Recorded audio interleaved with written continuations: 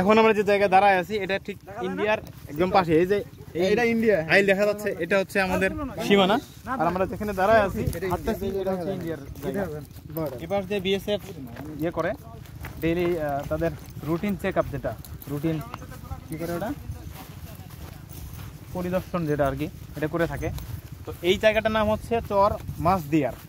চর মাছদিয়ার হচ্ছে রাজশাহী জেলার পরে যে পদ্মা নদীটা আছে, পদ্মা নদীর ঠিক দক্ষিণ পাশে যে জায়গাটা, এইটা একটা ত্রিকোণার মতো। আপনি চাইলে দেখাতে পারেন। টমেটো কেউ খেলে খায় না এখানে। টমেটোর দাম এখানে যথেষ্ট কম, কারণ হচ্ছে এরা টমেটো তুলে তুলে ফেলে দিচ্ছে। বিকজ বাট আমরা টমেটো খাই 50 টাকা কেজি, বাবা যায় জাস্ট নদীর ব্যাপার। এখানে যে একটা স্কুল আছে, একটা হাই স্কুল, যথেষ্ট খারাপ অবস্থা। ছোট একটা বাজার আছে, বাজারের অবস্থা খারাপ। এই যে এই জমিগুলা এগুলো হচ্ছে ইন্ডিয়ার হাইব্রিড জাতে দেখে বোঝা যাচ্ছে।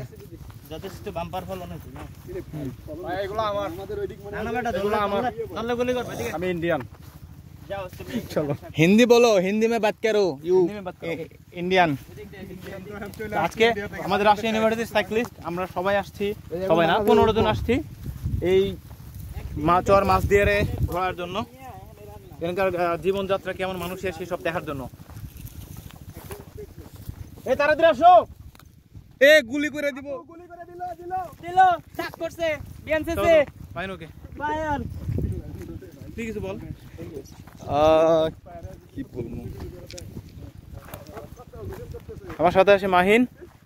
মাহিন কিছু বলো, কেমন লাগতেছে তোমার, কি অবস্থা? ভাই আমরা এখন যাইতেছি আসলে শ্যালো মেশিনে গোসল করতে, ডিপ টিউবওয়েল, যেটা সায়ম ভাইয়ের অনেক বছরের আগের স্বপ্ন ছিল, এটা আজকে পূরণ হইতেছে। ওই যে সায়ম ভাই গোসল করতেছে, এখন আমরা যাবো ওই জায়গায় নামতে।